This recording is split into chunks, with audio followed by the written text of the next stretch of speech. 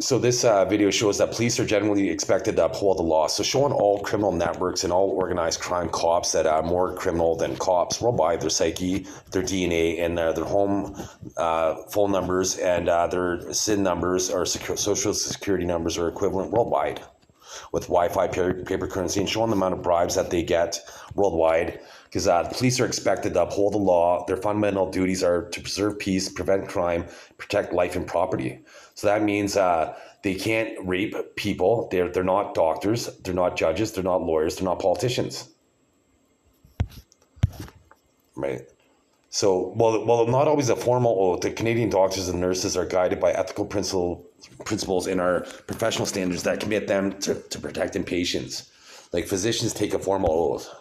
Right, so right here, physicians in Canada take an oath such as the Hippocratic Oath of aversion to adapt their specific medical school. These oaths typically include commitments to maintain the honor of their profession, strive for knowledge, and avoid harm to patients. So why do they always try to harm you?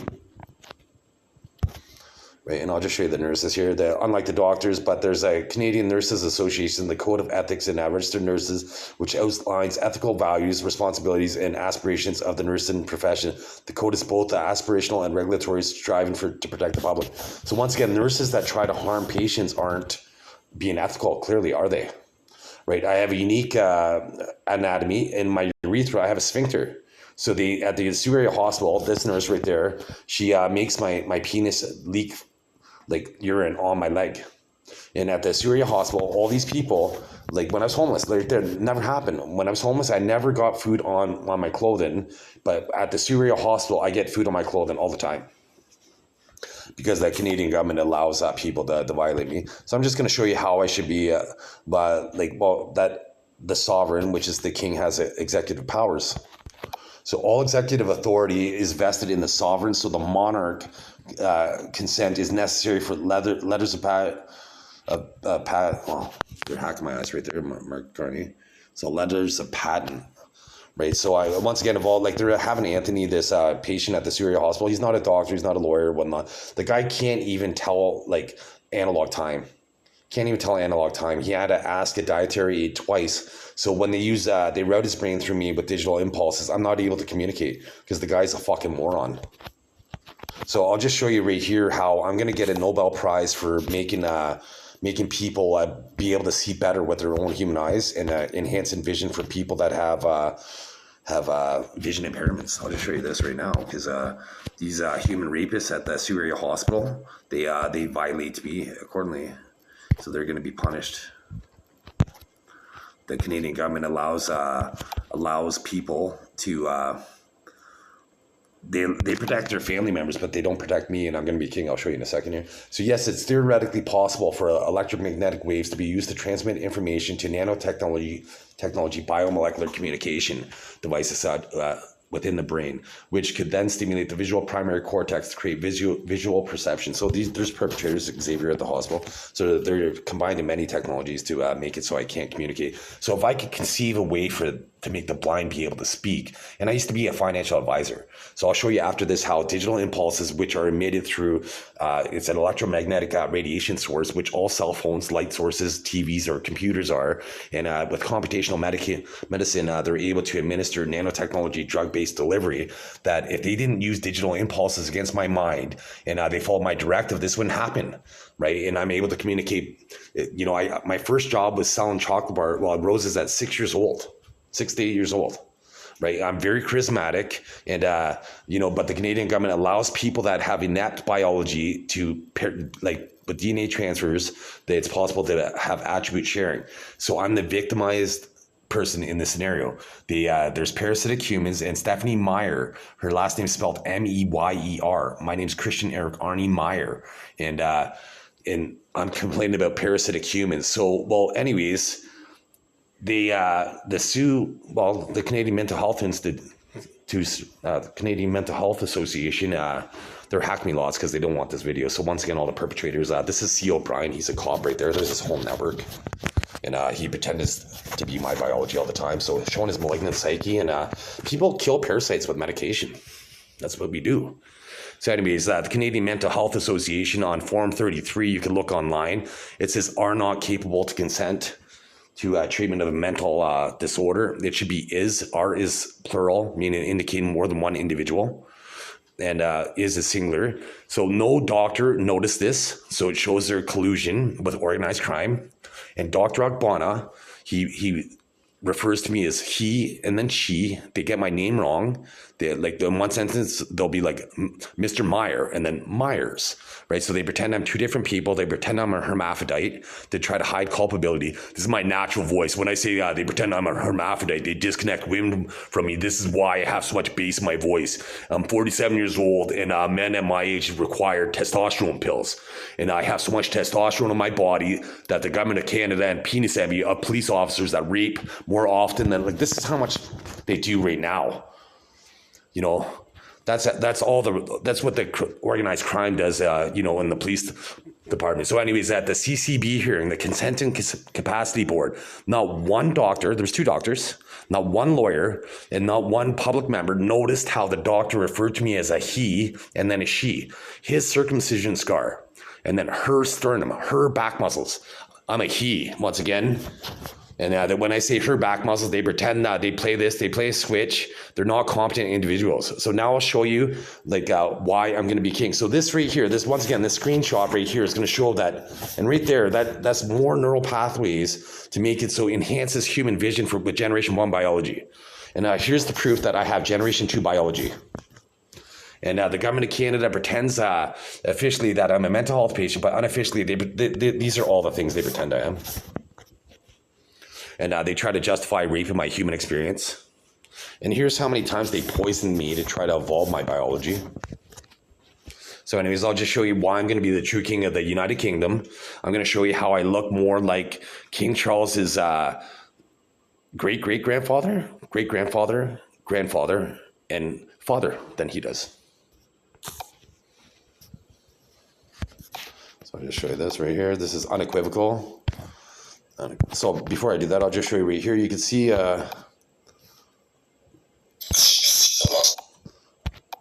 so just rewind this slightly here.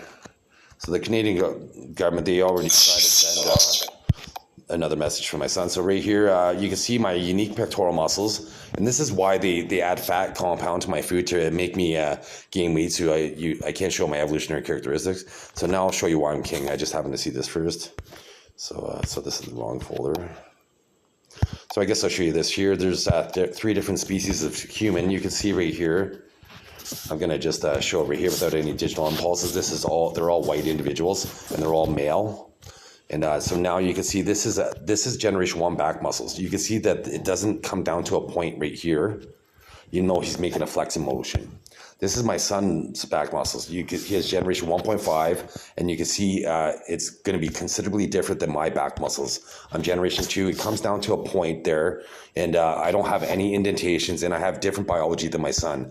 There's 500 different species of sharks. There's 11,000 species of birds. This means there's 3 different species of male human biology, and then 2 different female biology, as I have a daughter.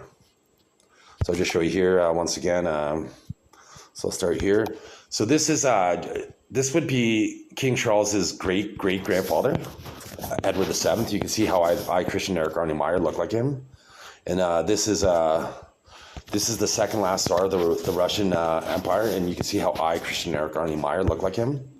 This is his son, Nicholas II, and he's the last star of the Russian Empire, and you can see how I Christian Erik Arne Meyer look like him. This is the last German emperor. You can see how I Christian Erik Arne Meyer look like him. This is George V. This would be King Charles's great-grandfather. You can see how I, Christian Erik Arne Meyer, look like him. This is Edward VIII. He abdicated the throne for Wallace Simpson, and you can see how he looks like my twin. And this is George VI. You can see how I, Christian Erik Arne Meyer, look like him, like he's my twin almost. And this is King Charles's grandfather, and I look more like him than he does. And this is Edward VIII's youngest brother, or younger brother. And here's King Charles. You can't superimpose Christian Erik Arne Meyer. King Charles has brown hair. And you can see how I look more like King Charles's grandfather than he does. And this is me, Christian Erik Arne Meyer. You can see how Prince Philip has blonde hair. And you can see how I, Christian Erik Arne Meyer, look more like King Charles's grandfather than he does. And you can't pretend that Prince Charles or King Charles has blonde hair. And this is the amount of attempts that they try to sabotage. Like you're basically colluding with the acting king, and I'm going to be the true king eventually, right? My half sister lived on Princess Crescent. Here's proof that my family went to a royal wedding. You can see Princess Louise. So that means any crime against me is high treason. And currently high treason in Canada is 25 years in prison. So it'd be concurrently for each account of high treason. And it's going to be very easy for me to convince the Canadian population to be like, hey, normally we put people in prison so they don't harm the public. But with this technology, people are able to harm people from in prison. It's safer if we execute them and we put the death penalty on them. They're gladly going to do that. So you can see here how it says the 28th of August, 1871. And this is the back of it says Jack, Mr. and Mrs. Colin Campbell. He was the field marshal in the British Army at the time. So I'll just show you here. This was Princess Leia. This was Queen Victoria's daughter. You can see how she looks like me, Christian Erik Arne Meyer. And this was Princess Beatrice. You can see how she looks like me, Christian Erik Arne Meyer. This was Augustus Frederick. You could see how he looks like me, Christian Erik Arne Meyer. This was Queen Victoria's oldest, or uncle, pardon me. He walked her down the aisle. And so I'll just go back this way. So this is Alfred. This was Queen Victoria's son. And you can see how he looks like me, Christian Erik Arne Meyer. So I have more relations to Queen Victoria than anybody on the planet. This was the second last German emperor and empress. And you can see, if anybody knows my dad, Barry John Diggins Sr., this looks identical to my father, Barry John Diggins Sr. And he looks like me. And this looks like me and my mother, Bridget Ula Meyer. And when she was a little girl, she looked like my daughter, Kaylee Jordan Meyer. And their son is William II, who looks like me. And this is, once again, this is Edward VII, who looks like me, Christian Erik Arne Meyer. You can see the resemblance, Christian Erik Arne Meyer. So this is why, and this is Nicholas II. This is the second last czar. He looks like me, Christian Erik Arne Meyer. So it's unequivocal that I'm going to be king. So anybody that tries to hide their attempt and rally behind King Charles, the current acting king of the United Kingdom, the futility of your effort, because the DNA is going to, I'm going to be able to, with circumstantial evidence, I'm going to be able to request it, because I had a King Charles Cavalier Spaniel given to me. And behind the Royal York, I'll just show you a screenshot of this. So there's a Piper Street behind the Royal York in Toronto, Ontario. So with brain computer interface and remote patient monitoring, I bought $10 worth of marijuana, a gram of marijuana. It was a $90 fine at the time.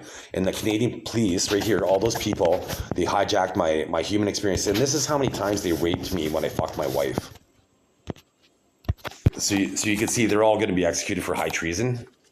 And all they do is justify, they use, I'll just show you how, I was able to coax, massage, or finesse the internet to give me the truth. And this is watch this. I'm going to try to disconnect two different hijackers at the same time and make my eyebrows go up or down differently. So watch. So you can see how I did it right there. They weren't expecting that. And nobody's able to do that. Like, nobody can make one eyebrow go down and one go up. And that's brain computer interface with remote patient monitoring. Once again, they're using Anthony. He can't even tell analog time. That means that, it's not a digital clock. The guy's an idiot.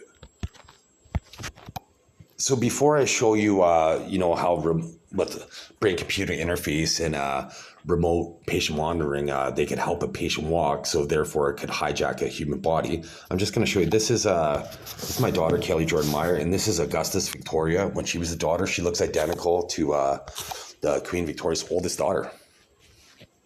So I'll just show you here under CCB hearing. It should be this one right here. Brain computer interface technology, particularly combined with remote patient monitoring, could potentially help patient walk. So that means they could hijack the body. So I'm just going to show you here. Television, computers, and cell phones emit digital pulses. So I'll just show you how with digital impulses they could administer nanotechnology drugs, so they could cause disease, or they could heal you with medicinal purposes. And in the Freedom of Information Act, patients are required to find out what medicines they're on and be able to know the duration of the prescription or what have you, right? So with remote patient monitoring, when people pretend to be me and they pretend that I have malignant psyche and that then they just try to justify rape in my human experience. So I have evolved human characteristics, right? This is me adjusting the testosterone in my brain. I'll just show you right now. This is me adjusting the testosterone in my brain. So look how my lip is kind of perched this way. Now I'm going to change the voice of my larynx, and you can see how much my mouth has to articulate this way because I'm changing it actually in my voice box. So that means if I was to get a physician to feel my voice box, he'd be able to feel the reverberation or shaking in my voice box compared to when I changed the testosterone in my brain. They were expecting me to change the estrogen. So now I'm going to make my eyes disappear, like oh, they're expecting that. So now this is me changing the estrogen in my brain. So I'm not a hermaphrodite, and so there we go. So after I did that hermaphrodite, I made this eye stay the same, this one go up to prove that nobody could do that. Nobody can move these micro expressions. Now I'm going to disconnect fat people. Nobody could do this. This proves that the brain-computer interface and human parasites. Once again, my last name is Meyer, M-E-Y-E-R. When I Google search my name, Stephanie Meyer, she wrote the Twilight series. She wrote a book called The Host about parasitic aliens. I'll just show you proof of that. So here's a book about parasitic aliens by The Host. And so I'll just show you this. This is a subliminal system. This is a ghost reading in Toronto, Ontario, and this is supposed to be my face, Christian Erik Arne Meyer. Here's another one that this is Christian Erik Arne Meyer's system, and this is my personal residence on Core Road, and I'm not Anthony. Anthony never lived on Core Road at this point in time, and that's not his ashtray. This ashtray was given to me by my brother, and all they do is lie and add subliminal. And so let's see when this was. I didn't have any wrinkles under my eyes here. So this was July 11th, 2025. And so here's a letter from my lawyer, the transcript from my lawyer for my hearing on May 29th, 2025. They voted in favor for me to be released, and I should have been released on May 30th. It's now currently July 22nd, 2025. They've held me against my will for this long, an extra month and a half, almost 2 months. And I have a prescription for anxiety and stress because the Canadian government secretly exploits me with the brain-computer interface. As you can see how they connect people to me and all that. So people pretend right there that they try to play the victimization side of this now, but they're perpetrators of me. So once again, I sought asylum, and they haven't given me my medical marijuana prescription, which is unethical, right? There's one patient that escaped. He went for a smoke and he escaped, and then they had to bring him back, and he was given smoke breaks and passes. And then there was another patient that was had armed guards like correctional workers for over a month, and they were given smoke breaks and passes. And then Dr. Chin, Chin, Edu. And then Ogbonna, Ogbonna. So he tried to pretend to be a blonde-haired white guy. And Dr. Ogbonna, he's Nigerian. He's a black man. And here's all the DNA of all the people that pretend to be different ethnicities or genders. Then it proves that they're a gender or ethnicity there. So anyways, he's been my doctor twice now, from March to April 2020. He didn't give me smoke breaks or passes then. And now from May 5th to July 22nd, and he has to give me smoke breaks or passes. And once again, somebody escaped. His name's Andrew Tucci. He escaped. He went 40 kilometers away, and he had to be brought back to the hospital. And he was given smoke breaks a few days later. And then I haven't been given smoke breaks. I posted asylum evidence videos online. They're like 10 months old. I'll just show you after I read this. I'll just show you that they're 10 months old. And so that means I had 8 months almost to leave Canada if I was a flight risk. And I didn't leave Canada. So you can't use that as an excuse. And in Dr. Ogbonna, like Chinidu Ogbonna's own words, he says that I'm not aggressive.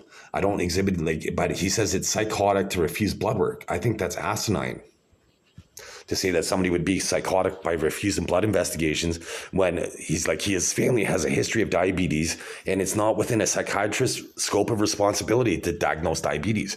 And first of all, blood work isn't 100% accurate with diagnosing diabetes. A general practitioner diagnoses diabetes. So I'll just show you here. So you can see here how it says, right here, from this line right there where the movie's end is. Yes, I'll keep it brief. I'd like the board to note that my client is not a risk to harm himself or others. So that means I'm not psychotic. So that means medical marijuana does alleviate stress, right? So I've been withheld my medication now for 78 days. So I'm going to litigate against the Surrey Hospital and Dr. Chinidu Ogbonna.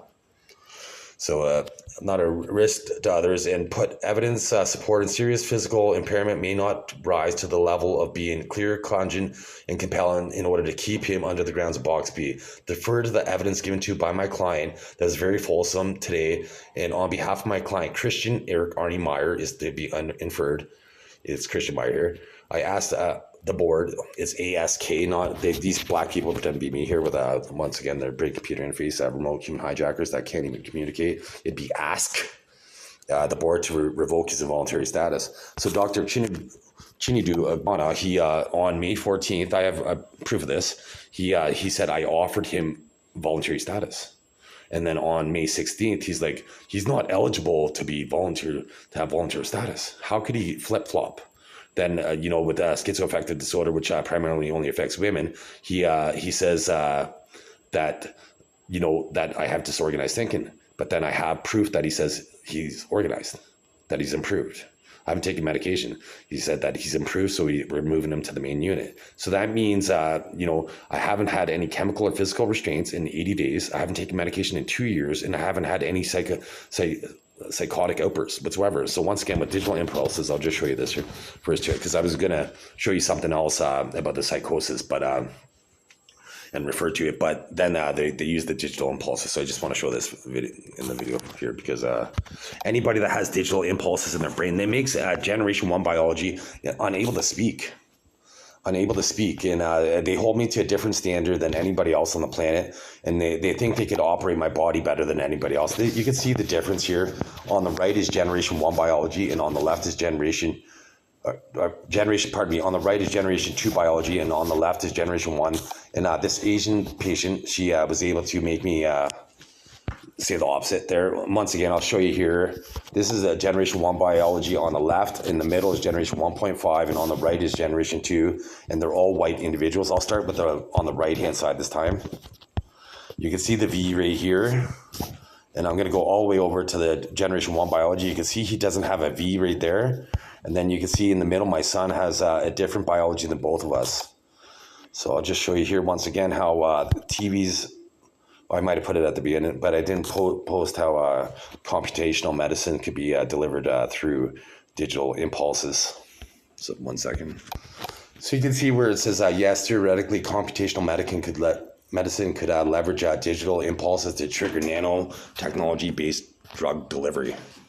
So I'll just show you something else here, how it proves that people could amplify and hear your self-talk voice, which would be considered your internal voice, your thoughts. Yes, it is possible to amplify a person's self-talk voice and decipher brain signals related to internal speech.